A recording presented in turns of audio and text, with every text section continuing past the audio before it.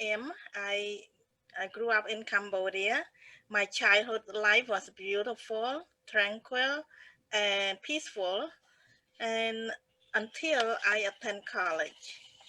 And while I was in college in the big city away from home, a horrible thing happened to our country when the Khmer communists took over our country.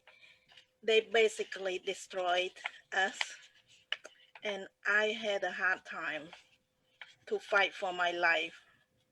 But I'm grateful that God was with me. I was able to survive. And out of the 4 years that I was struggling, there 2 million people did not make it. But I'm here. So that is so important. I just want to share this much with you because we don't have a lot of time. I have my story written in my book, which if I can find the book, right? My book, How I Survived the Killing Fields, it's available on my website, sarahm.com. The message have the book have a lot of wonderful message, and I want to spread the message through my speaking as well. So if you want to reach out, I can go and speak, give the inspiration, and share some experience with you. Both Lee and I, we are speakers, so we can help you in that regard. So back to you, Lee. Well, thank you so much, Sarah. Yes, and it's just amazing that it didn't strip her self-worth away after all those terrible years, because it take a long time to rebuild. And I know it took me a long time to rebuild my self-worth from a place of refugee, from a place of, bad stigma. Um, it's almost like you're giving the name of like a parasite of the society, that when you are refugee. And that's where I came from as well. I came from Vietnam. I was born in Vietnam, come to America in 1980, and gone through 4 years of communists, just very much similar with Sarah. But I didn't go through the killing fields. I went through the ocean, the boat. So we were labeled as boat people, that it was a massive exodus from Vietnam out to the sea. So it took me a long time to feel like I'm worthy to share my story. And after 40 years, 2 years ago, I finally shared my story on the TEDx stage, and it got lots and lots of encouragement. So it gave me courage to write my story. And so the memoir is called I Did Not Miss the Boat. You can also find it on Amazon and on my website if you want to learn a little more about me. So that's what happened when, it take you a long time to build that confidence, that self-worth. And today, we're gonna ask Ann to enlighten us about her journey of self-worth, how it got her out. I think all of us have that kind of imposter self-worth, self-doubt, skepticism about our abilities and our limiting beliefs. Those are very, very common. So I'm sure Anne can shed some lights on, for us about her journey and how does she get her to where she is and how she's helping other people with what she's doing. So welcome, Anne. How are you? Thank you. I am humbled and honored to be here with such strong women who have overcome so much and come out of it just blossoming. I'm just very, very honored and humbled, and thank you. Oh, thank you. You're so kind. I think we all have that ability. We just didn't know it. So if you are put in the situation, you somehow will tap into that abilities and come out of it. So I don't want to take credit for it. Maybe Sarah, she have done a whole lot more being by herself. But I think that we are all our own hero in our own journey. Believe it or not, um, you don't even have to go through any kind of trauma in order to come out to be a hero. So we like to hear your story today. Well, it began about 60 years ago when I Mhm. was about 5 years old. Okay. I don't know where the idea came from, but I wanted to be a nurse. I wanted to be a nurse so badly that I remember setting up an easel board in the dining room with my dad sitting in front of me, and I was teaching him how to be a nurse. I don't know if I knew anything about nursing, but that's what I wanted to do. And I wanted to teach somebody else how to do it as well. Mm. So my dad was in the Army and we moved a lot. We moved just about every other year. So during my growing up years, I had to learn how to meet people very quickly. Had to be comfortable with being in a group, a classroom of other children and know absolutely nobody, but I had to meet them quickly. Otherwise, I had no friends. So that I think was a big part of my formation. That being said, I was shy. Believe it or not, I was shy for most of my years growing up. So when I did meet somebody, it was usually one or two I'd pick out of the classroom. So then my love of nursing just kept growing through the years. And in junior high, I volunteered at a hospital as we were called Jangos at the time, Junior Army Navy Guild Organization. And we had cute little uniforms with the hat, and I just loved it. And that's how I spent my Saturdays. And there was one patient, I was on the women's ward, and one of the ladies was an elderly lady, and she used to pray out loud all the time, but she was my favorite. I just loved her. We got along beautifully. So every Saturday morning, I'd walk in, and the first thing I'd do was make a beeline for her room. So one Saturday morning, I went up the elevator, looked to the right as soon as I walked into the hallway, and she wasn't there. Her room was cleaned and sterilized. And I thought, well, they just must have moved her to another room. So I went to the nurse's station and I asked where they had moved her. And the nurse looked down at me and said, she finally died. I was a very impressionable young girl at that time. And at that moment, I remember, I mean, like it happened yesterday, I stood there and in my head, I said, I'm not going to be a nurse because I don't want to turn out to be cold.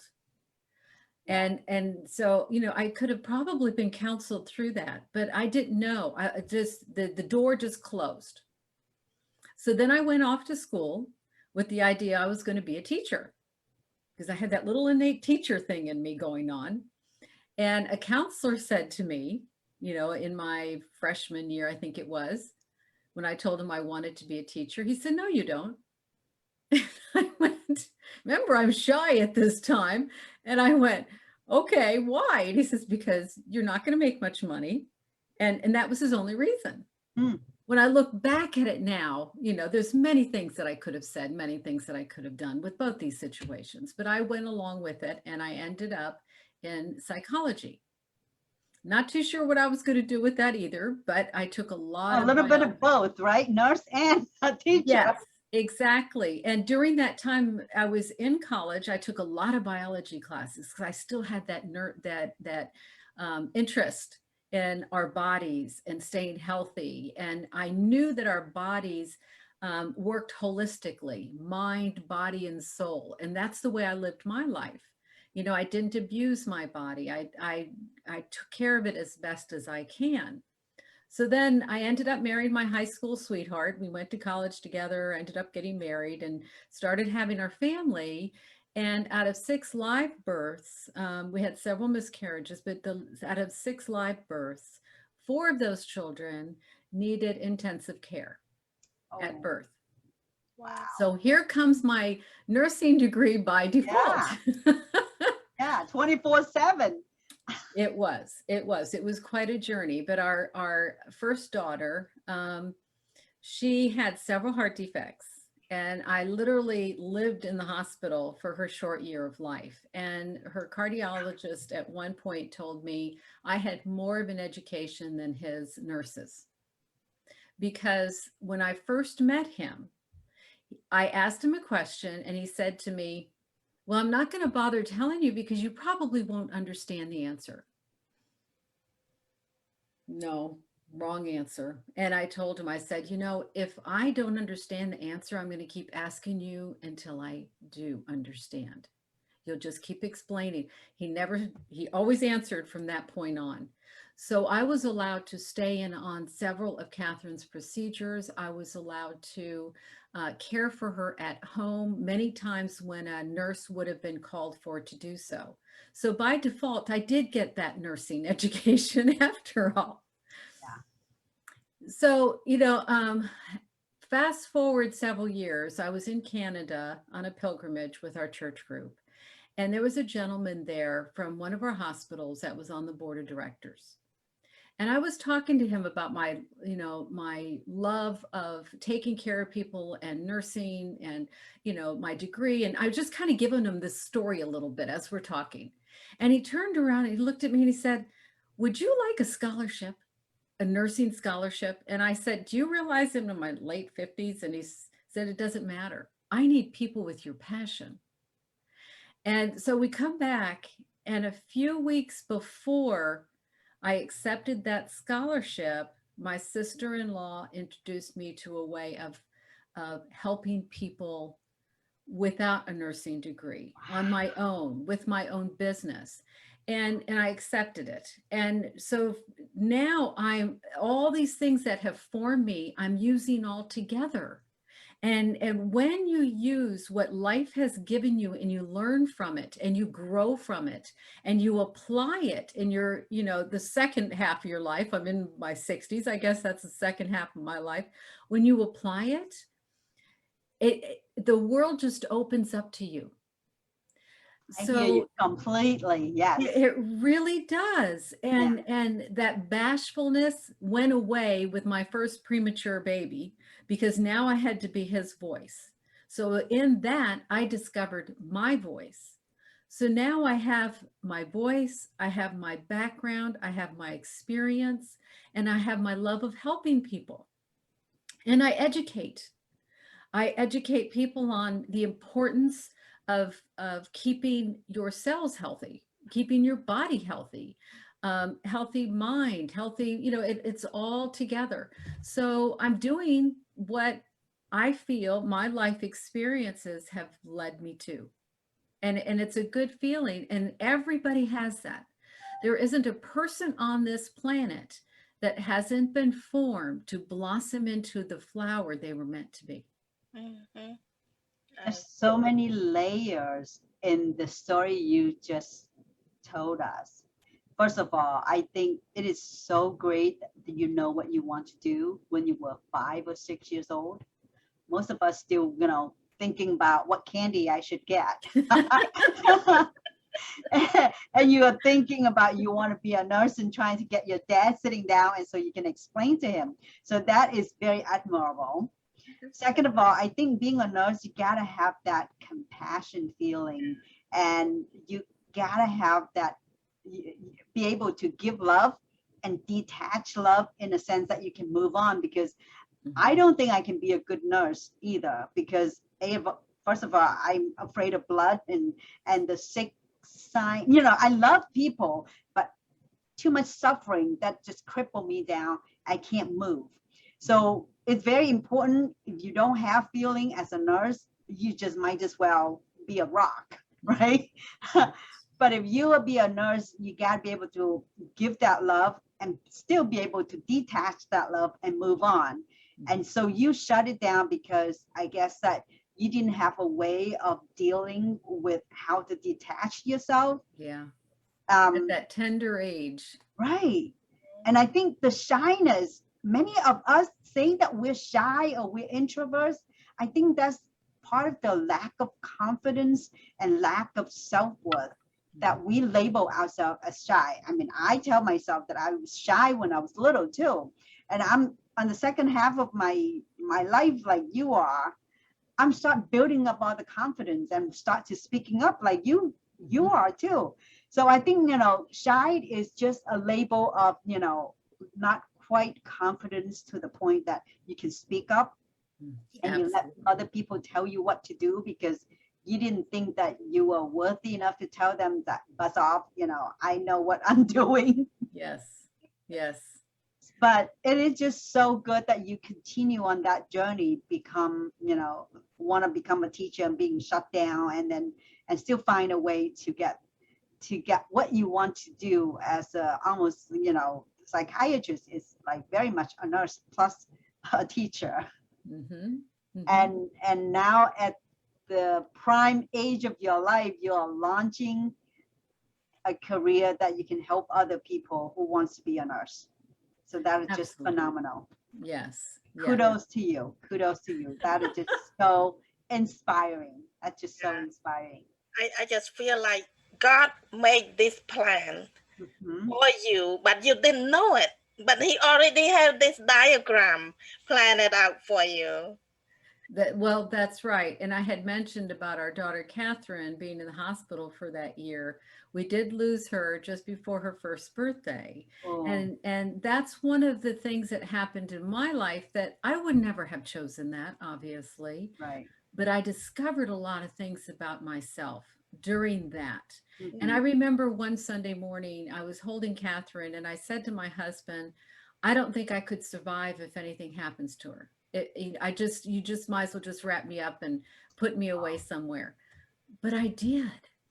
I did. That experience helped me to really look deep in on finding that strength to get through that.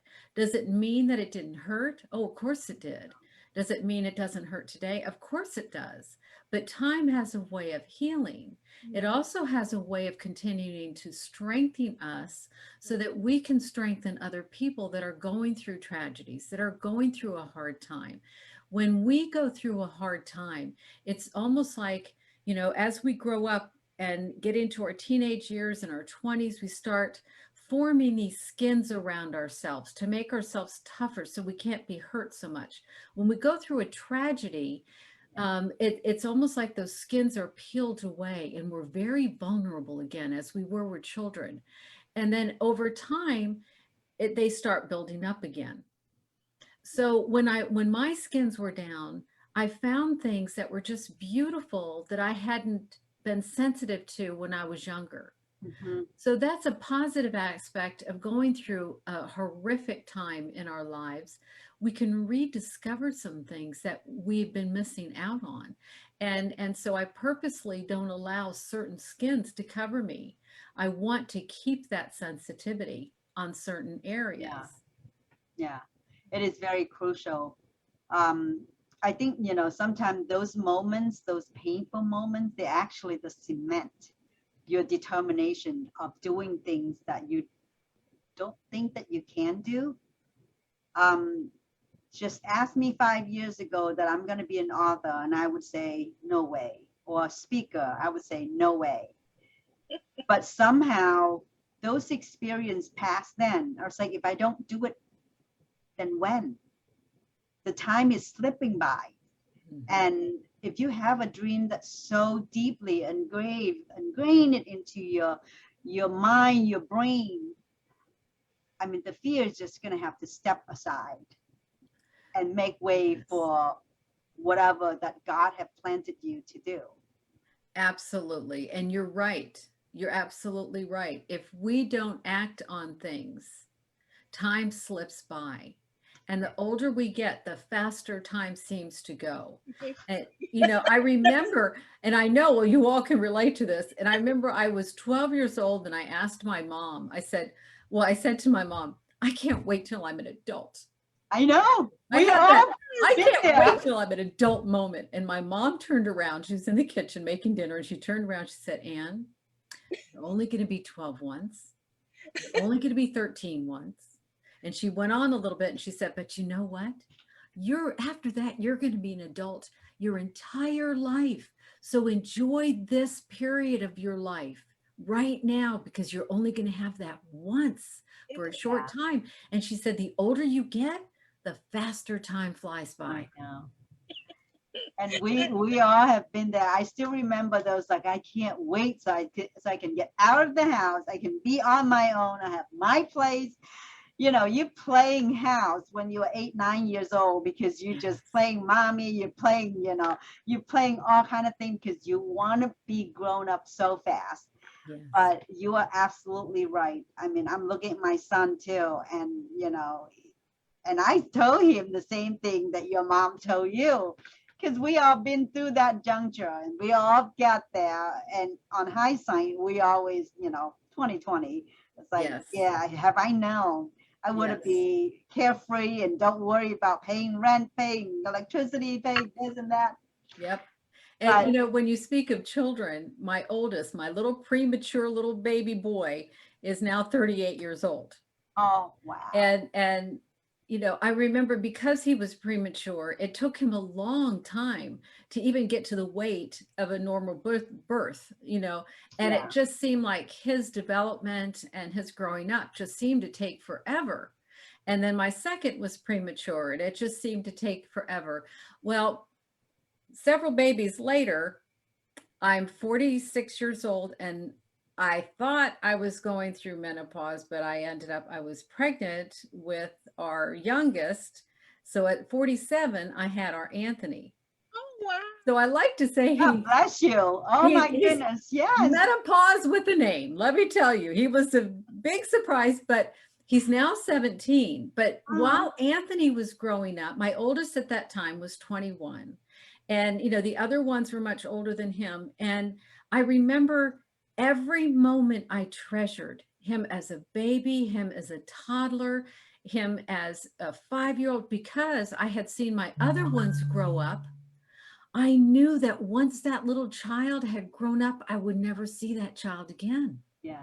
That little baby, that little precious baby you're holding in your arms. I knew that time was just going to fly by. Right. And my guess is Anthony was healthy compared to all the other kids. So you actually finally get a moment of experiencing a normal, as normal can be, child instead of, being running to the hospital 3 times a week or something like that. Yes, he was born full term and he was healthy, but we did have a scare because a month before he was due, New Year's Eve at 1 a.m, I started going through labor and we thought, oh no. They were able to stop the labor though, and I was able to carry him to term, thank goodness. And he was born and we were able to bring him home and there was absolutely nothing wrong with him. So yes, and I treasure every moment of him growing up, even though I was old enough to be his grandmother, really. In some cases, some country, yes, absolutely.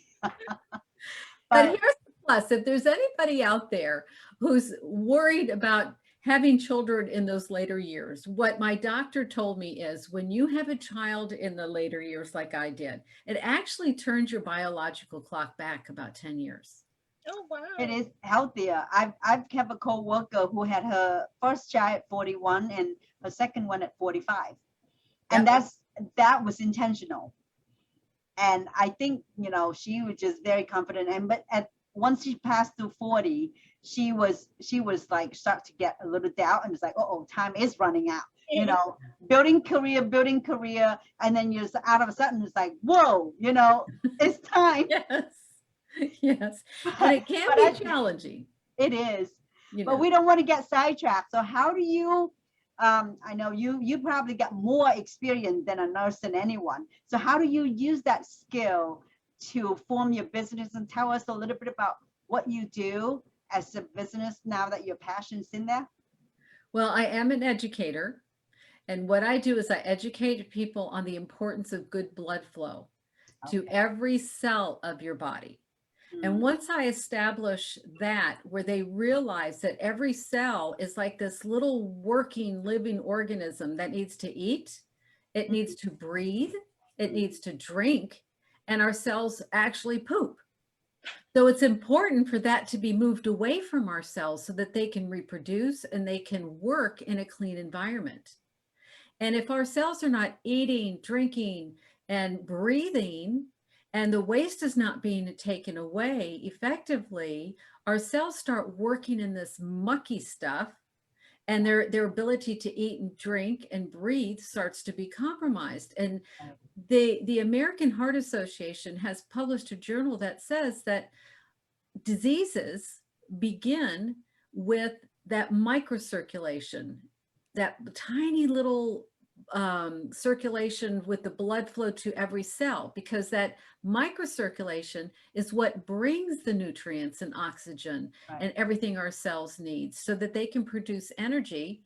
And then those microvessels take that waste away. So that's a very important part, very important system in our body, because our circulatory system on that level supports every other system that our body has. So unless that is running properly and running efficiently, then our bodies can go into a disease state. We can age fast, you know, and that blood flow is affected by stress, bad diet, illnesses, accidents, surgeries, and just the aging process. That microcirculation, those tiny vessels, can be compromised in the blood flow just from those things. So once I educate people the importance of good blood flow and what that means for overall health, then I tell them what they can do about it and what's available today to enhance that blood flow. And so I am educating people. And it is opening up the eyes of a lot of people, because when you think about it, most of us don't think about our circulatory system other than the heart beating and your arteries and your veins, and that's it. But that's only 20%, 26% of your circulatory system. 74% of it are those microvessels that are so important. Yeah, those microorganisms, every single living cell, you can treat it as like a literally a living things. Yes. And so I suppose that when you say waste, like if somebody couldn't sweat, that's the problem, right? If they constipated, that's the problem, right? That's the blockage of the waste.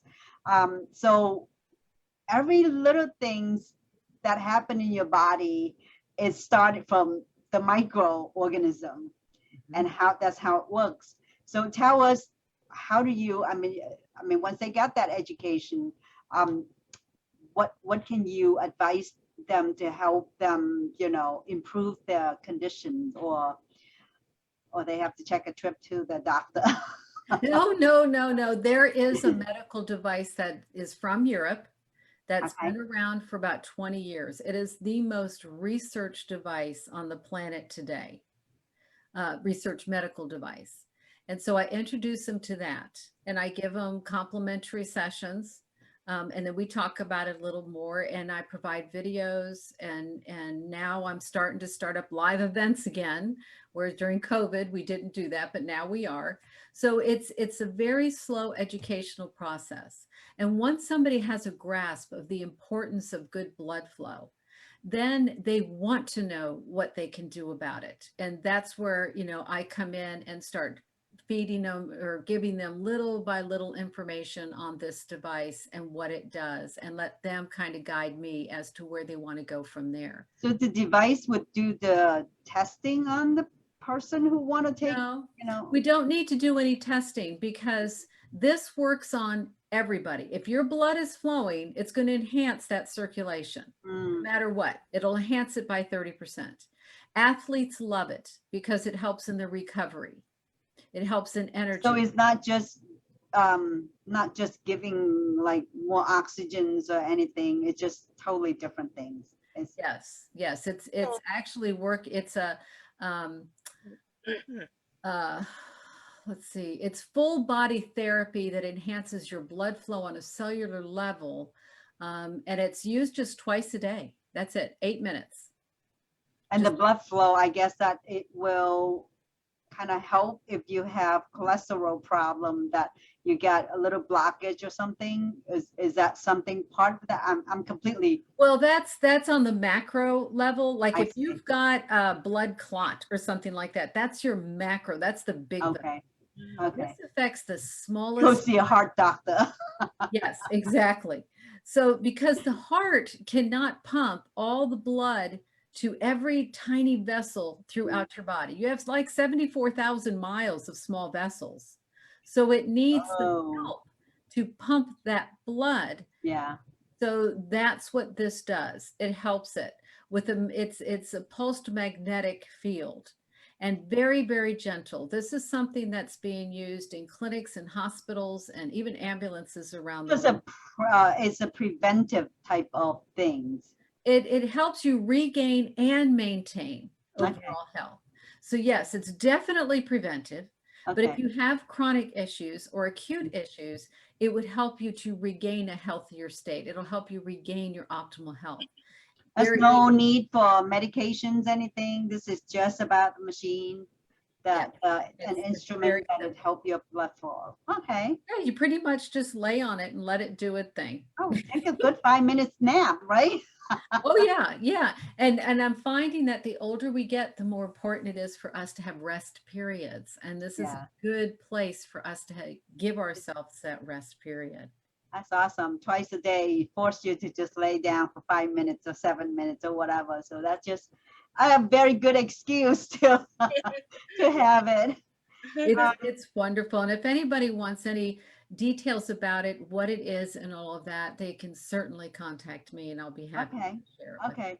Yeah, I just want our audience want to know that certain things that, Ann would definitely can provide you with the information if you want to reach out and ask her more precise question. I think because the time limited on here, we just can give you a very short version of what Ann does. And thank you so much for sharing your personal story with us. I think, that was just really endearing to hear somebody who have such a great passion from 5 or 6 and then actually carry it out and at 60 or 50 something. So that is something that is giving us hope that we can do anything that we like or set our mind to. Yes. Doesn't matter at what stage in our lives. Absolutely. Don't ever be afraid to blossom and grow, no matter how old you are or how young you are. Find your Right. voice. Just find your voice and do it.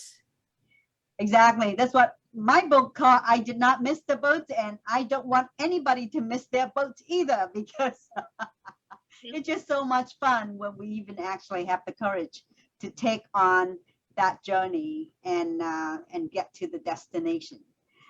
So thank you, Ann, and I hope that people will check out your website, and if they want to find you, is there a place that they can find you, Ann? Yes, they can find me on LinkedIn. Okay.